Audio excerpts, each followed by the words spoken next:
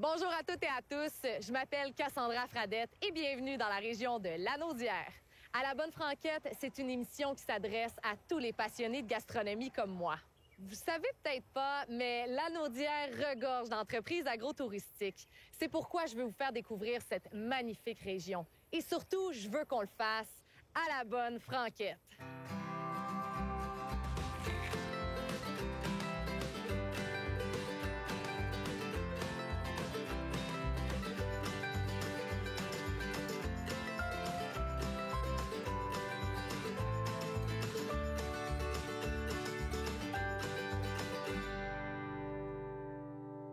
Aujourd'hui, je bois de la bière à la microbrasserie Le Ruisseau Noir. Ensuite, je goûte à des plats chez les Museaux d'Écosse. Mais pour commencer, on parle avec Goûter Lanaudière. Bonne émission! Voici Lanaudière, une région remplie de grands espaces, de gens sympathiques et une foule de petits bonheurs insoupçonnés à 1 heure de Montréal. La région, habitée par presque 500 000 personnes, regorge de diversité. Que ce soit pour les aliments fraîchement cultivés, la bière unique ou pour retrouver l'ambiance chaleureuse des restaurants, Lanaudière saura vous charmer. J'ai la chance de vous présenter Yohan Duroy. Il est le directeur général du Conseil de développement bioalimentaire de Lanaudière. Salut Yohan. Salut, ça va bien? Très bien. Goûter Lanaudière, c'est quoi? C'est un repère. C'est une marque qui existe déjà depuis plusieurs années, qui permet de positionner les produits, donc l'achat local, à travers ce petit logo Goûter Lanaudière, qui permet, quand tu vas faire ton épicerie, de repérer facilement les produits lanaudois dans la myriade de produits qui sont disponibles. Et là, vous avez beaucoup de différents types de producteurs, restaurateurs qui sont affiliés? Oui, Goûter Lanaudière porte plusieurs chapeaux, en fin de compte. C'est des campagnes de promotion qui valorisent le savoir-faire des gens d'ici. Donc, aussi bien pour les produits, donc les producteurs, transformateurs, les circuits touristiques gourmands aussi. Donc, tu as des chemins qui te permettent de guider à travers Lanaudière pour rencontrer nos entreprises et découvrir des produits de la région. Et tu as aussi les restaurants qui adhèrent à la campagne Goûter, donc qui vont intégrer des produits lanaudois dans leur menu. Donc, tu vas pouvoir manger, par exemple, du bison de la terre des bisons, tu vas manger des volailles d'Angèle au menu ou des fruits et des légumes de la région. Tu vas faire un petit parcours dans cette belle région lanaudoise. Tu vas aller à la rencontre de ces producteurs, transformateurs, ces microbrasseries, ces vignobles. Puis tu vas pouvoir goûter bien sûr les produits parce qu'une belle rencontre avec un producteur, c'est quand tu goûtes ses produits. Vraiment, puis je suis pas mal sûre qu'il doit y avoir des choses uniques ou des mets uniques à découvrir. D'abord, on se démarque par la qualité des produits. Tu vas le constater par toi-même, la qualité des produits est là, il est au rendez-vous. Nos producteurs transformateurs travaillent très fort, que ce soit les fromagers, les microbrasseries, les produits de la viande aussi. Et ça a été quoi à date les répercussions de ça à travers les années? Plus que jamais, tu sais, l'achat local est au cœur des préoccupations des Québécois. Et on veut savoir dans quelle région, comment je peux me démarquer, ce que je peux mettre sur ma table pour dire il y a une différence d'une région à l'autre. Et ce qu'on fait avec Goûter Lanaudière, c'est porter chacun de ses savoir-faire, chacun de ses produits, et puis les ramener aux consommateurs. Pour que les gens puissent aller consommer directement du producteur à la place de passer par des marchés. On est présent chez les détaillants aussi. Donc quand tu vas dans ton IGA ou dans ton métro, tu vas retrouver les produits parce que le petit logo est là et tu vas dire OK, c'est quoi qu'il y a dans Lanaudière? Tu vas retrouver le petit logo, tu sais que c'est lanaudois et tout le travail du Conseil de développement bioalimentaire de Lanaudière, c'est vraiment de travailler à ce développement de cette marque pour le bénéfice des producteurs transformateurs, des entreprises bien sûr, mais aussi pour le consommateur parce que ce que l'on veut c'est cette rencontre entre le consommateur et le producteur, le transformateur et l'entreprise. Il y en a combien en ce moment de membres Goûter Lanaudière? On a plus de 250 entreprises qui adhèrent au label Goûter Lanaudière et qui font la promotion de la région en tant que telle. Parce que Goûter Lanaudière, c'est toute une région qui est portée à travers cet identifiant et qui permet aux consommateurs de bien se repérer dans son acte d'achat et dans sa consommation. Et aussi, vous avez un site web qui permet de créer des paniers cadeaux pour les gens? En fait, c'est plus large que ça. Goûter Lanaudière, c'est un site, goûterlanaudière.ca. Puis dedans, tu vas retrouver tous nos axes de développement. Les circuits touristiques gourmands. Donc, tu vas pouvoir savoir où je peux aller dans Lanaudière pour découvrir des entreprises qui ont des produits à offrir. Tu vas aussi trouver tous les produits de la région, donc ceux qui se démarquent avec ce logo-là. Et puis, tu vas avoir aussi les restaurants qui adhèrent à la campagne. Donc, choisir un bon restaurant pour retrouver à ta table les produits de la région, tu vas pouvoir retrouver ces restaurants-là, identifiés dans chacun des territoires. On a 6 MRC dans la région de la Naudière. Tu vas avoir une foule d'endroits différents et gourmands. Ça, je te le garantis, tu vas te régaler. Donc, Yoann, les valeurs, c'est bien qu'ils soient partagées. Oui. Donc là, je veux te lancer un défi et je t'envoie à la minute cocasse. C'est l'heure de tester nos atomes crochus. T'es prêt? Ouais, on va y aller. OK. C'est parti. Bière ou vin? Bière. Vin. Je suis français. Hey, oh. Alors, je suis français-québécois, donc... Légumes ou fruits? Légumes. Fruits. Trop vite, hein? Sucré ou salé? Sucré-salé. Faut que t'attendes là. C'est la pire minute cocasse que vous avez eue, hein, je pense que c'est un blooper, en fait. Hein? DJ ou chansonnier? Chansonnier. Ouais, franchement, ça dépend du moment. Hein. C'est vrai. Les deux. Les deux. OK. Souper de couple ou souper d'amis? Souper de couple. Amis. Entrée ou dessert? Ah, plus de cloche. Entrée ou dessert? Dessert. Moi, c'est un 3 services. C'est français. Lève-tôt ou couche-tard? Lève-tôt. Couche-tard. Donc, on fera pas la tournée ensemble. Hein? Steak ou fruits de mer? Fruits de mer. Oh! Oh! High five virtuel! Coton watté ou sur son 31? Sur son 31. Pareil. Ben oui. On est tellement comme ça. On est... T'aimes pas le plat, tu le manges ou tu le retournes? Je le retourne. Pour une première date, bar ou café? Café. Bar. Et finalement, 15 ou 20 20 Depuis peu. Depuis peu. C'est ce qui conclut la première minute cocasse. On est en direction de Terrebonne. C'est là où se trouve la microbrasserie Le Ruisseau Noir. L'origine du nom, c'est une histoire de famille. Elle rend hommage au Ruisseau Noir passant sur la terre familiale du propriétaire Antoine Dubois. L'entreprise existe depuis 2018. Sa mission est de vous offrir des bières fraîches et savoureuses dans une ambiance festive et conviviale. En 2 ans, on retrouve 350 points de vente. Vous pouvez même trouver leur bière à Montréal, évidemment dans la Naudière, et en Abitibi-Témiscamingue. On est loin d'en manquer.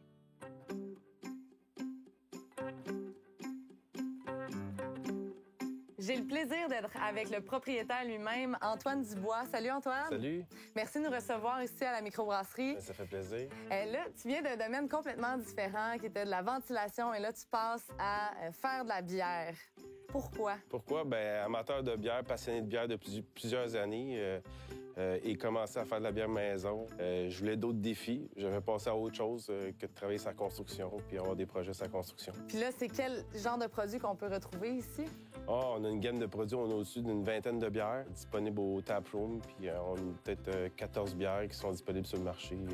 On a au-dessus de 20 produits, mais il y a peut-être à peu près 7-8 produits qui sont juste exclusifs au centre de dégustation. C'est quel genre de clientèle qu'on peut retrouver ici? Bien, on se retrouve à avoir une clientèle qui veut découvrir des nouveaux produits. On se retrouve à avoir une clientèle régulière qui fait partie de la famille du Ruisseau Noir. Ben oui, vous avez même des chandails, en fait, faits à votre nom. J'imagine que ça prend quand même une clientèle fidèle pour faire ça. Oui. Bien, c'est ça. On a une petite boutique là, avec casquette, verre, chandail. En même temps, le projet du taproom, c'est de venir créer une fidélité avec les clients, de venir chercher leurs cruchons. Oui, parce que vous en faites, justement, les gens peuvent venir remplir leurs cruchons et il y a une consigne pour ça. Exact. Donc, qu'est-ce qu'on peut retrouver au goût de celle-là? Dans la fermentation, on a rajouté, on a rajouté des copeaux de chêne. OK. Alors, tu as un goût de chêne, de boisé. Et avec les mâles torréfiés qu'on a utilisés, on est allé chercher le petit côté de cerise. Et puis, c'est une bière qui évolue. Ça veut dire que avec le temps, bien, on va avoir d'autres arômes qui vont ressortir à cause de l'amalgame des mâles puis du chêne. Mais là, est-ce que tu en as gardé pour toi, pour pouvoir le voir? Bien sûr. OK, ouais, pour voir vraiment comment ça a évolué. Oui, exactement. C'est une belle histoire. Puis là, il y a aussi une autre belle histoire pour montrer à quel point Antoine est proche de ses clients. Oui, exactement. C'est à l'Airbourg, à Québec. Ils sont venus nous voir à dégustation de la rive. Ils fêtaient leur 10e anniversaire, puis là, ils sont venus nous voir. Ils avaient entendu parler de nous autres. Puis eux, ils font des blogs de dégustation sur le web. Puis ils ont trippé sur nos produits, puis ils sont venus nous voir pour faire une collabo, justement, pour faire une bière pour leur 10e anniversaire. Puis nous, on n'avait pas de milkshake sour IPA. Ils voulaient faire ce style-là. Fait qu'on a commencé à travailler là-dessus. Ah, c'est bien. Puis celle-là, au goût, on retrouve quoi? Bon, on a dans le fond, c'est une milkshake IPA. On l'appelle milkshake parce qu'il y a du lactose, de la vanille. OK. Et un petit côté creamy. Puis le côté surette est présent, léger. Et on a rajouté de la framboise, de la purée de framboise. C'est estival quand même un peu. Exactement. Quand est-ce que moi, je vais pouvoir avoir ma bière à mon nom, à la bonne franquette? À la bonne franquette, ah! C'est à jaser. Ce serait quel style tu mettrais pour à la bonne franquette? Ah, ben ça dépend de tes goûts. À la bonne franquette, c'est sûr que accessible à tout le monde. Peut-être une blonde, une petite lager. On irait pour ça, mais je vais te mettre en situation tantôt parce que là, c'est le temps de la minute cocasse.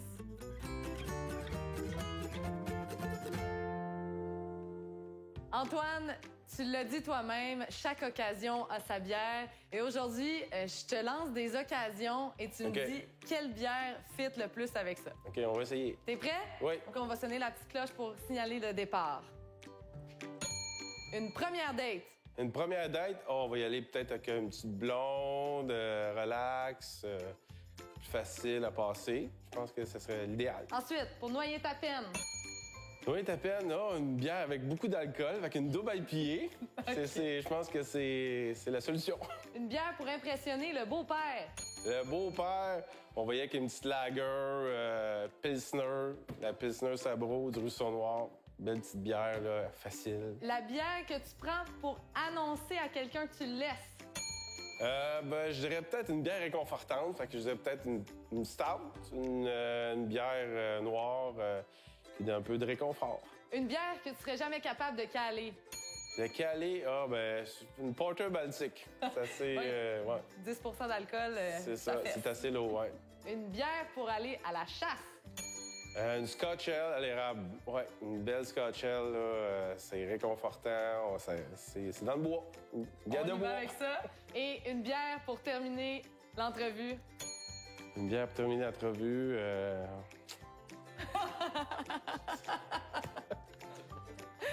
On le sait pas. On va y aller avec ce qu'on a, non? Ouais. C'est drôle, faut qu'il y pense à celle-là. Ah, ben, oui, je sais. C'est bon. Ça va être lequel? C'est une milkshake IPA, ananas mangue. Ananas mangue. J'adore les fruits, donc ça fit. Ça close. Parfait. Bien, merci beaucoup. J'ai bien aimé ma rencontre avec Antoine. Très sympathique. Mais maintenant, c'est l'heure d'aller chez les museaux d'Écosse. Et restez des nôtres parce que je vais goûter à des mets assez spéciaux. Suivez-moi.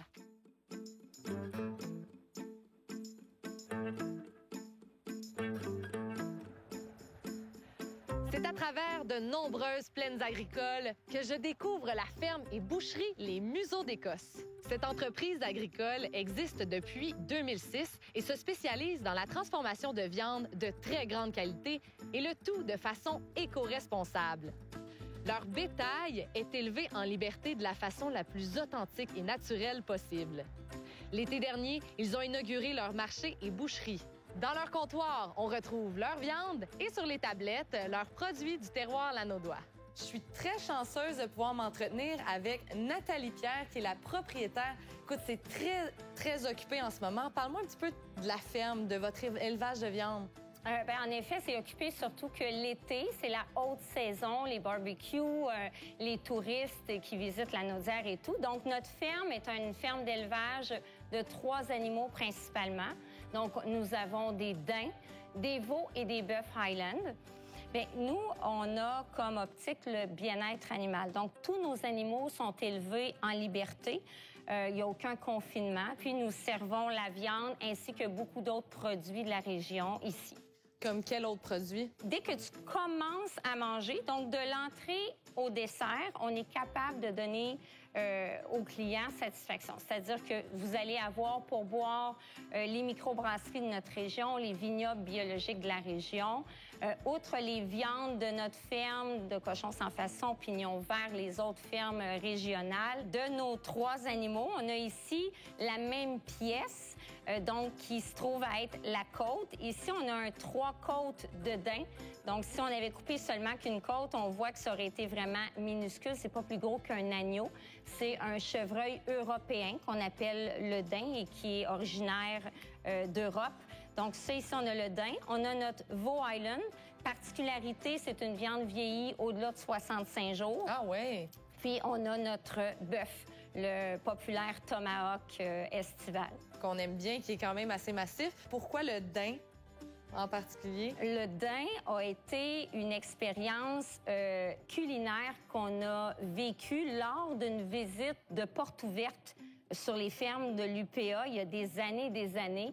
Et on était tombé en amour avec la saveur de la viande et l'animal en particulier. Et là, on s'est dit, il faut qu'on ait ça à la maison et qu'on élève ce type-là.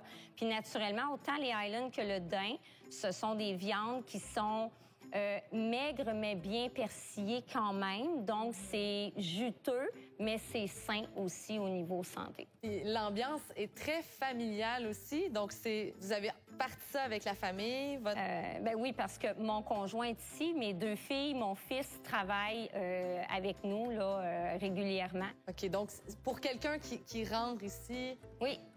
Vous les guidez vers quoi, là? On a une approche quand même assez personnalisée. On veut que la personne puisse découvrir par elle-même. On a comme un petit circuit. Les gens peuvent faire le tour ici pour avoir un produit qui est en nos tablettes. Toute l'équipe y a goûté. Okay. Et on a aimé, et on sait comment l'animal a été élevé ou quels produits ont été mis à l'intérieur. Donc, on est ouvert aux suggestions de gens qui ont goûté ici dans la région, puis qui nous font découvrir à notre tour, puis on appelle ces fournisseurs-là, puis on essaie de l'importer chez nous. D'où la boutique aussi que vous avez. C'est magnifique. Merci. Vraiment, félicitations. Merci. Mais là, j'espère que tu es prête parce que c'est la minute cocasse.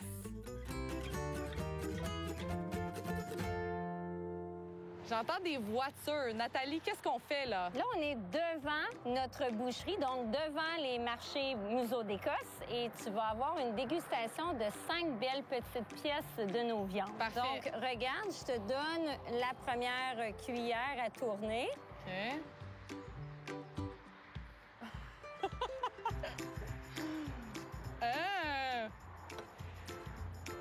Ça goûte comme la viande. C'est du veau Highland que tu as goûté.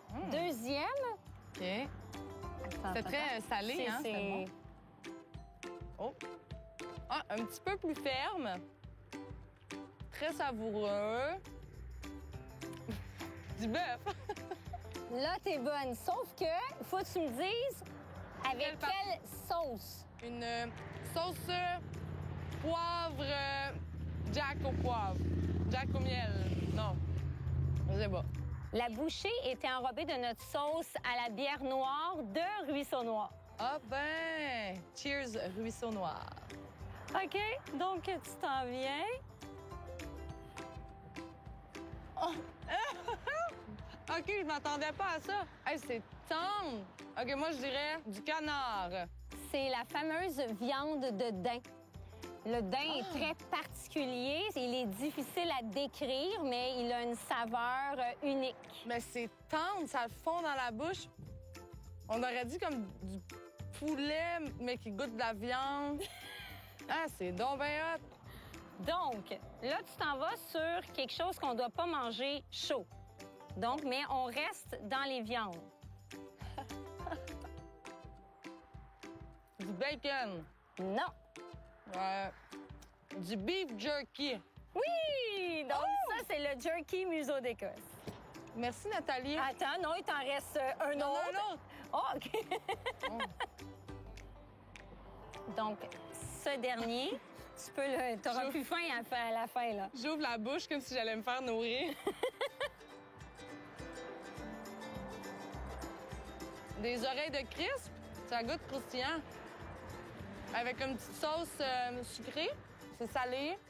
Je sais pas, j'ai aucune idée. Donc, ça, c'est les grillades de porc que nous, on fait au Museau d'Écosse, mais qui sont de pignon vert. Donc, on achète les flancs chez Pignon Vert et on fait nos grillades de porc chez nous. Ben merci, Nathalie. On se revoit-tu bientôt? Oui, merci.